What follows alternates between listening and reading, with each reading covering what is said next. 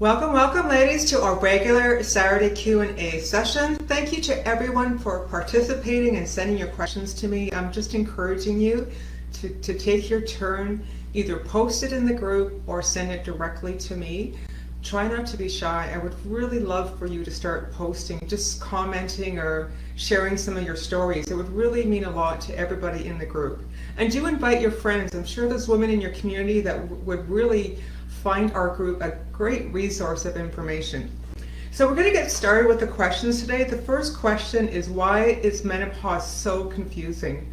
It is confusing. It's such a challenging transition at times, and even for myself as a pharmacist, I wasn't fully prepared either. I think it gets confusing because we expect our doctor to have the answers, and they rarely do. Look at it this way. The good thing is you're not in disease state. And the answers that they have may not be what you want anyways. But it does make it confusing because we expect that from our doctor. We expect them to have those answers for us, and they don't. And it becomes confusing because then we're on our own, we're researching information, maybe we're going to a health food store and getting some random supplements that may work, may not work. The other confusion is maybe your doctor won't test your thyroid, and that is a big piece for us. Not saying that you need to be on thyroid medication, but definitely it does help us when we look at balancing out our thyroid in conjunction with getting blood work.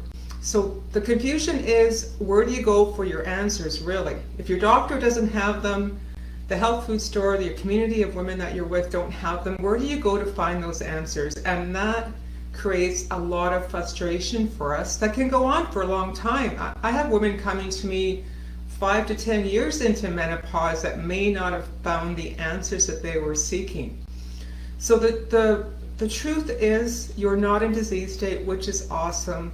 You do need a plan, but that plan needs to be specific to you. It's not a cookie cutter. And the problem with being on medication is it is a cookie cutter. You're really narrowed down to very specific dosages. You can't make your own dosages based on you. So the confusion is you don't know the answers, but the good thing is I'm going to give you some clarity on that. And the more you ask questions in this group, the more clarity you're going to get and figure out what your best pathway is to go through this journey of menopause and come to a good place in your life where you really feel good, you're confident, you have peace and tranquility in your life, and you really have learned to embrace self-care. So the second question is, and we talked about this last week too, but it's such a great topic, is why won't my body release weight? Why won't it release weight? Why is it that no matter what I try, how much I exercise, how much water I drink, my body just won't release weight? Well, your body has changed, and it almost comes in layers, as one of my clients said to me this week. The first weight gain was menopause, right? The second one was thyroid, and the third one was COVID. It all came in a series of events until she found herself in a place where she might have been, 30, 40 pounds overweight. So why will your body release weight? Well, your body chemistry has changed, and it takes more than one piece of this puzzle to make it work.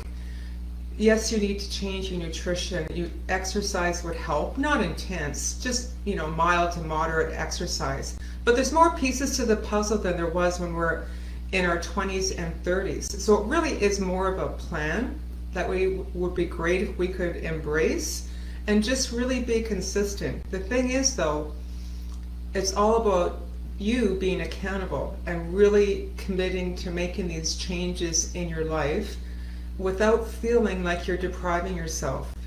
It's okay not to have sugar because you don't want to end up with diabetes and you want to release weight.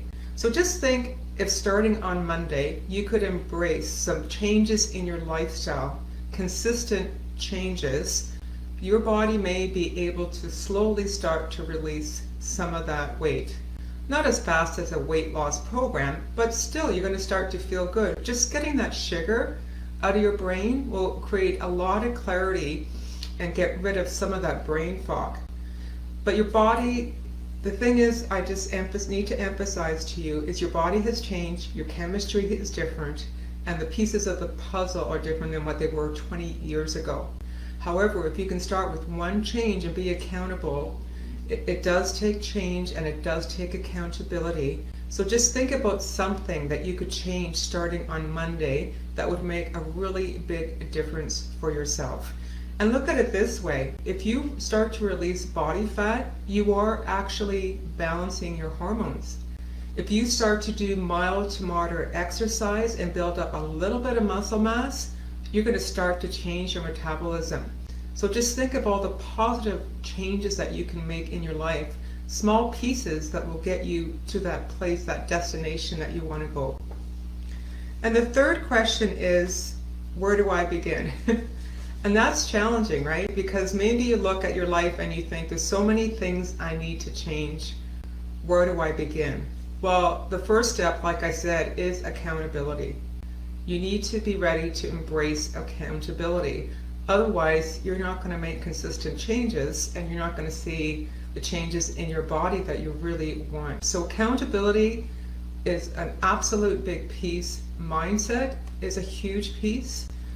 This is not a race to release weight. It's a consistent lifestyle change that you would love to just feel really, really good about, that you're doing it for yourself with the ultimate goal of not only releasing weight, but just improving your overall health, helping to prevent disease state. This is the last chapter of our life and we just want to rock it and really, really take control back. So where do you begin? I think it begins with you, with accountability, with mindset, and just really a positive attitude towards making these great changes in your life. So let's start with accountability and pick the first step that you think would be easiest for you to change your life right now, whether it's water, sugar, nutrition, exercise, meditation. It doesn't have to be that complicated, but it is about you to be accountable. So thanks for joining me today. We'll see you next week on our weekly Q&A. Please post your questions. It would mean a lot to the group. And just remember, you can always reach out to me either by post or to my direct email address. Thank you for joining. Don't forget, invite your friends.